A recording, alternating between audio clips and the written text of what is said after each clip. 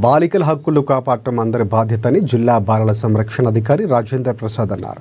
అంతర్జాతీయ బాలిక దినోత్సవం సందర్భంగా శనివారం జిల్లా కేంద్రంలోని క్రీడా పాఠశాలలో ష్యూర్ ఎన్జీఓ ఆధ్వర్యంలో అంతర్జాతీయ బాలిక దినోత్సవం అని ఘనంగా నిర్వహించారు. ఈ కార్యక్రమానికి ముఖ్య అతిథిగా జిల్లా బాలల సంరక్షణ అధికారి రాజేంద్ర ప్రసాద్ మాట్లాడుతూ పిల్లల రక్షణ, ఆడపిల్లల సంరక్షణ కోసం ఒక వ్యవస్థనే పనిచేస్తుందని చెప్పారు.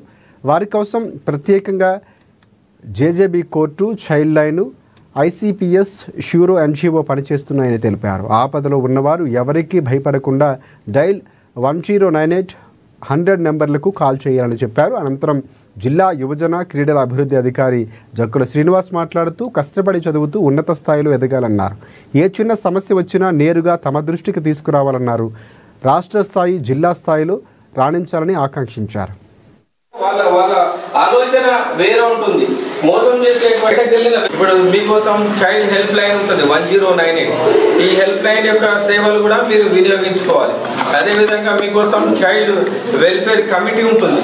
ఈ కమిటీ యొక్క విధులు ఏంటంటే పిల్లల కోసం పనిచేస్తూ ఉంటుంది. అదేవిధంగా చిల్డ్రన్స్ కోర్ట్ ఉంటుంది, పాక్సో కోర్ట్ ఉంటుంది, స్పెషల్ జూనియర్ పోలీస్ యూనిట్ ఉంటుంది. ఇవన్నిటిని వినియోగించుకొని మీరు చక్కగా చదువుకోవాలి. మంచి గోల్ పెట్టుకొని చదువుకోవాలి. అప్పుడు చదువుకున్నప్పుడు మీలో ఉన్నటువంటి ప్రతిభ ఏముంటుందో అది తెలుస్తుంది అన్నమాట. ఆ ప్రతిభను అనుభవించి మీరు మంచి గోల్ పెట్టుకొని చదివే క్రమంలో ఎలాంటి కష్టం వచ్చినా, ఎలాంటి ప్రాబ్లమ్స్ వచ్చినా దాన్ని భరించకూడదు. ఈ వ్యవస్థలన్నీ కూడా దానికోసమే ఉన్నాయి. ఏదైనా ప్రాబ్లం వచ్చినప్పుడు మీరు వెంటనే మీ టీచర్స్కి చెప్పాలి, లేదా 1098 చెప్పాలి.